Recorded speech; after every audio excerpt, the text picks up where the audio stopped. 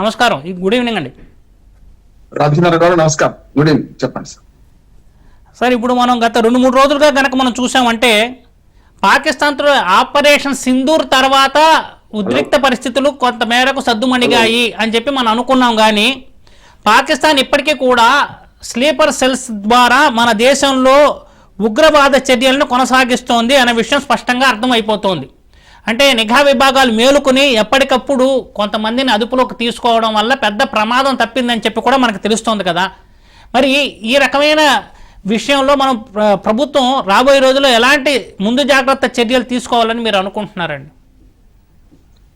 రామచంద్ర గారు, మీకు రాజ్ న్యూస్ ప్రేక్షకులకు నమస్కారం, మదన్ గుప్తా గారికి కూడా. ఏమంటున్నానంటే ఇంటి దొంగ ప్రాణహాని. మనం ఇప్పుడు పాకిస్తాన్ తోని యుద్ధం జరగని యుద్ధం అయినా సరే మనకు దౌత్య యుద్ధం చేశాం, ఆర్థిక యుద్ధం చేశాం, వారు ఉగ్రవాద స్థావరాలను ధ్వంసం చేశాం. అట్లాగే వారి ఆయుధాల కర్మాగారాలు చెప్పిన ఆయుధాల నిల్వల్ని మనం ధ్వంసం చేశాం, నిరుత్తరం చేశాం, నిర్వాహకం చేశాం. అయితే బయటకు వచ్చాం అంటే ఇంట గెలవాలి. ఇంట గెలిచే క్రమంలో అప్రమత్తం ఉండడం వల్ల మన సైన్యం కానీ మన అంతర్గత భద్రతా వ్యవహారాలు కానీ మనం వాళ్ళ ఒక పెద్ద ఉపద్రవాన్ని మనం రాకుండా ఆపగలుగుతాం. అందుకనే మన భద్రతా వ్యవస్థ వైఫల్యం ఎంత ఉందో ఇక్కడ దాన్ని విజయం కూడా అంతే ప్రధానం. అంటే ఒకేసారి మనం అందరినీ ఒకే కాట్లేము, కానీ మనం అప్రమత్తం ఉండడం వల్ల ఇవాళ మనం ఈ కుట్రను భగ్నం చేయగలిగాను. కానీ ఇంకా ఎన్ని కుట్రలు తెలియదు కదా మనకు. అందుకని ఇంట గెలవాలి అంటున్నాను. మీరన్న స్లీపర్ సెల్స్ ఒకటే కాదు, మన టెక్నాలజీని వాడుకొని, అంటే మనం టెక్నాలజీలో మనం అవలంబిస్తున్న అశ్రద్ధ, ఈ టెక్నాలజీ వాడుకొని ఆర్టిఫిషియల్ ఇంటెలిజెన్స్ దాకా కూడా పోయే క్రమంలో మన ఇంటి దొంగలు బయట వాళ్లకు ఉప్పందిస్తున్నారు, ఊతమందిస్తున్నారు. ఇందులో 2-3 అంశాలు ఉన్నాయి రామచంద్ర గారు. మొట్టమొదటి అంశం, ఈ మధ్య నిశికాంత్ దూబే మన ఎంపీ వారు అనుకోకుండా కొన్ని విషయాలు నిజం చెప్తున్నారు. ఆనాడు సందర్భం కాదన్నాను, అంటే యుద్ధ సమయంలో ముస్లింలను హిందువులను విభజించిన సందర్భం కాదు అన్నాను. కానీ ఇప్పుడు ఆయన మాట నిజం ఉంది, కానీ ఆనాడు కూడా చెప్తాను నేను. అంటే కాల్పుల విరమణ ఒప్పందం జరుగుతున్న క్రమంలో దేశమంతా ఐక్యంగా పోరాడుతున్న సందర్భంలో బ్లాంక్ చెక్ ఇచ్చి కేంద్ర ప్రభుత్వానికి ఇంక్లూడింగ్ మతవాద పార్టీలు ఎంఐఎం లాంటిది కూడా మద్దతు ఇచ్చిన సందర్భంలో ప్రతిపక్షాలను ఏకతాటిపై తర్వాత సాంగులు మొదలుపెట్టాయి. కానీ నేను అన్న సందర్భం 15 రోజులు జరిగింది కనుక దాన్ని ఏమన్నానంటే ఇప్పుడు సందర్భం కాదు కానీ నిజం చెప్తున్నారు నిష్కాంత్ దిబ్బ గారు అన్నారు. ఇప్పుడు ఆ నిజాన్ని మనం మాట్లాడుకోవాలి. ఒకటి ఇంటి దొంగ అంటే 2 రకాలు ఉన్నాయి. ఒకటి స్లీపర్ సెల్స్, బయట దేశాల నుంచి ఇక్కడికి అక్రమంగా వలస వచ్చి అక్రమంగా చొరబడి ఇక్కడ ఉంటూ దేశానికి వ్యతిరేకంగా ఉగ్రవాద కార్యకలాపాలకు ఊతమిస్తూ స్లీపర్ సెల్స్ గా పనిచేస్తున్నారు. రెండోది ఏంటంటే ఇక్కడి యువతులు పాకిస్తాన్ యువకులు పెళ్లి చేసుకొని ఇక్కడనే ఉంటూ అత్తగారింటి పోకుండా ఇక్కడే ఉంటూ వాళ్ళేమో పాకిస్తాన్ పౌరులు భర్తలు, భార్యలేమో హిందూ పౌరులు, ముఖ్యంగా హిందుస్థాన్ పౌరులు, ముఖ్యంగా భారతదేశ పౌరులు. వీళ్ళ ద్వారా సంబంధాలు ఏర్పరచుకొని భర్తలు వచ్చిపోతుంటారు. అత్తగారింటికి వచ్చిపోయినట్టే అత్తగారింటికి ద్రోహం చేస్తున్నారు. ఇది రెండోది. ఇక మూడోది ఏంటంటే రోహింగ్యాలు, అంటే ఇల్లీగల్ ఇమిగ్రేట్స్ అంటాం మనం. ఇతరత్ర పాకిస్తాన్ పౌరులు వీసా మీదనో, డిజిటల్ వీసా మీదనో, లేకుంటే మన హెల్త్ వీసా కింద, మెడికల్ వీసా కింద వచ్చి ఇక్కడనే ఫిక్స్ అయ్యి ఉండిపోవడం. ఇది 3 అక్రమ వలసదారులు. ఒక రకంగా వలస వచ్చి లీగల్ గా వచ్చి వాళ్ళు వీసా టైం అయిపోయిన తర్వాత కూడా ఉండడం. ఈ 3 రకాల వాళ్ళు మన అంతర్గత శత్రువుగా చూడాలి.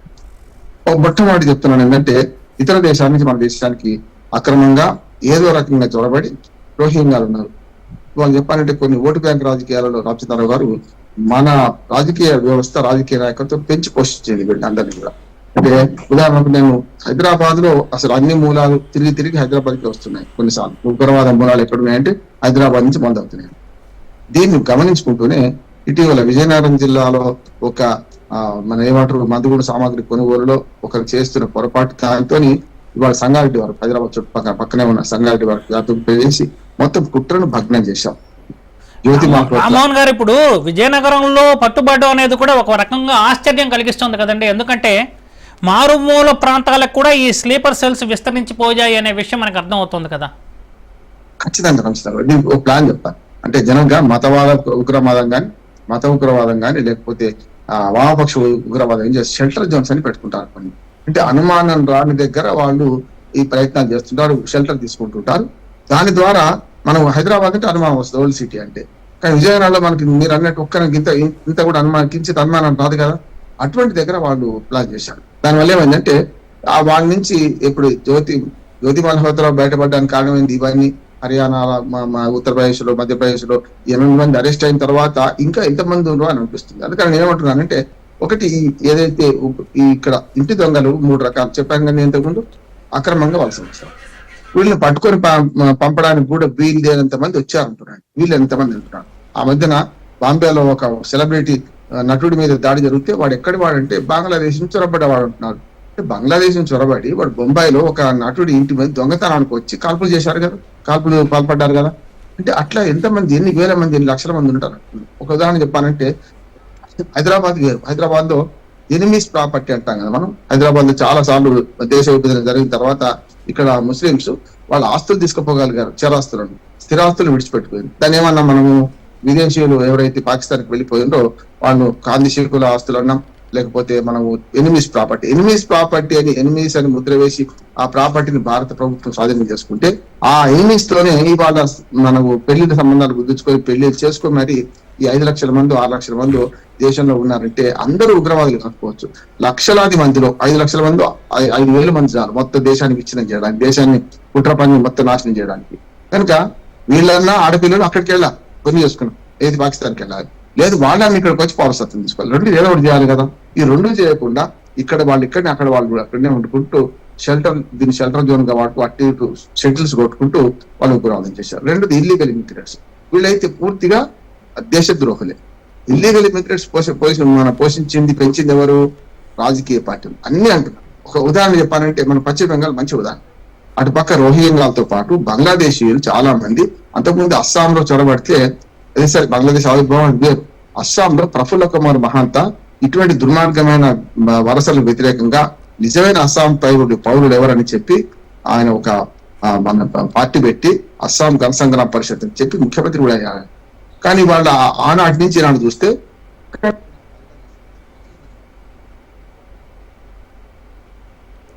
పశ్చిమ బెంగాల్లో మనకు కోట్ల మంది అంటారు, లక్షల మంది ఉంటారు బంగ్లాదేశీయులు ఉంటారు. దానికి మొదటి కారణం కాంగ్రెస్ సిద్ధార్థ్ శంకర్ గారు కూడా ముఖ్యమంత్రిగా ఉన్న అందరూ కూడా మొదటి 15 ఏళ్ళు వాళ్ళే పరిపాలించింది స్వాతంత్రం వచ్చినాక కాంగ్రెస్ పార్టీ.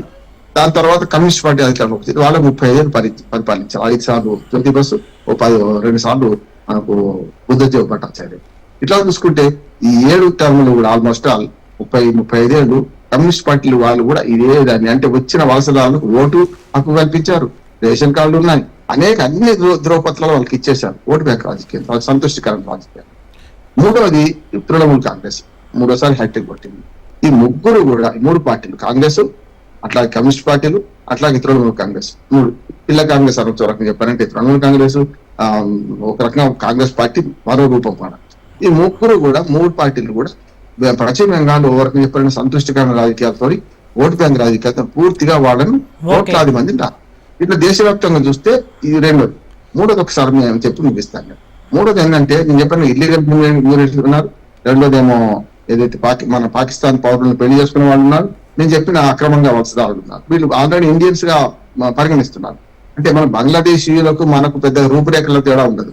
కశ్మీర్లను గుర్తుపట్టవచ్చు, కానీ బంగ్లాదేశీయులను ముస్లింలను కానీ మన ముస్లిం పెద్దగా తేడా ఉండదు. ముస్లింలు అంటే ఎవరైనా సరే అది కూడా కూర్చు. ఇటు పక్కన పాకిస్తాన్ ముస్లింలు, మన దేశ ముస్లింలు కూడా విభజించి చూడలేదు, ఎందుకంటే రూపురేఖలు ఒకే ఉంటాయి. కనుక అంతర్గత భద్రత ఎంత ప్రమాదంలో పడ్డది అనడానికి ఒకటే ఉదాహరణ చెప్పి ముగిస్తాను. ఇవాళ సిమ్ కార్డులు ఎట్లా పడితే అట్లా తీసుకున్నారు కదా వీళ్ళు. అంతే కదా, మీరు వాట్సాప్ కాల్, ఇన్స్టాగ్రామ్ చేశారు కదా. దానికి కారణం నేను ఏమంటున్నానంటే, నేను అడ్వకేట్ చెప్తున్నాను, సుప్రీంకోర్టు కూడా ఊతమిచ్చింది అంటున్నాను. ఈ మాట చెప్పాలి. గతంలో మన ఆధార్ కార్డు మీద కేసులు పడితే గోప్యతకు భంగం అంటే వాడు సుప్రీంకోర్టు ఆధార్ కార్డు కంపల్సరీ కాకపోమన్నది. అంటే ఆధార్ కార్డు లేకుండా సిమ్ కార్డు తీసుకోవచ్చు, ఆధార్ కార్డు లేకుండా బ్యాంక్ అకౌంట్ తెరవచ్చు. 2 ఉగ్రవాద చర్యలకు ఈ తీర్పు కారణమైంది అంటున్నాను. మొట్టమొదటి ఉగ్రవాద చర్యలకు ఏంటంటే సిమ్ కార్డు ఎవడు పడితే వాడు ఆధార్ కార్డు. దీని తర్వాత అయినా ఆ విషయంలో మీరు చెప్తున్న విషయంలో కేంద్రం కొంచెం చొరవ తీసుకుంటే బాగుంటుందేమో అనుకుంటున్నారు అందరూ. నేనేమంటున్నా రామచంద్ర గారు, బీజేపీ కాంగ్రెస్ ప్రభుత్వం ఈ ప్రతిపాదన ఆధార్ కార్డు ప్రతిపాదన చేసినప్పుడు బీజేపీ వ్యతిరేకించి దుర్మార్గం. 2 జాతీయ పార్టీలు కూడా చూడండి, అధికారంలో ఉన్నప్పుడు అధికారం లేనప్పుడు ఒక మాట మాట్లాడుతున్నారు. అదే దేశ భద్రత విషయంలో రాజీ పడకూడదు అనేది మీ అభిప్రాయం, అంతే కదండి?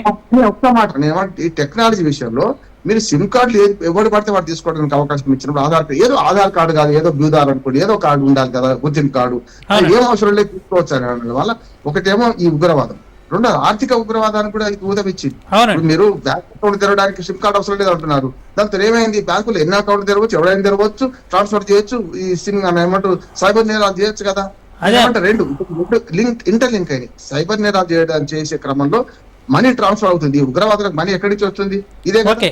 కనుక సైబర్ నేరాలు పెరిగినాయి, దాంతో ఉగ్రవాద నేరాలు పెరిగినాయి. ఈ ఓకే. రెండింటికి కారణం మన టెక్నాలజీని ఉపయోగించుకోవడానికి మన భారతదేశ చట్టాలు, అట్లాగే మన భారతదేశ సుప్రీంకోర్టు అత్యున్నత న్యాయస్థానం కూడా ఒక ఊతం ఇచ్చింది అంటున్నాను. నేను స్పష్టంగా గోప్యతకు భంగం అంటే ఒకటే ఉదాహరణ చెప్తాను. Okay, okay sir. మళ్ళీ మీ దగ్గరికి వస్తాను. మదన్ గుప్తా గారిని అడిగి మళ్ళీ మీ దగ్గరికి వస్తాను రామ్మోహన్ గారు. అప్పుడే మాట్లాడిపోయింది. ఈ బావిలో పడేసినా సరే ఈ సెల్ ఫోన్ ట్రేస్ చేస్తున్నాం కదా. అదే అదే సెల్ ఫోన్ భద్రత లేదు, భద్రత గోప్యత వీళ్ళు దాన్ని ఆధారం చేసుకొని కొందరు కుహా సెక్యూరిస్టులు కొందరు ఏం చేస్తున్నారంటే ఓటును తప్పుదారి పట్టించి ఇటువంటి తీర్పులు తెచ్చుకున్నారు. దీనివల్ల 2 రకాల ఉగ్రవాద చర్యలకు బాధ్యులు ఓకే. ఓకే రామ్మోహన్ గారు, ఒక నిమిషం.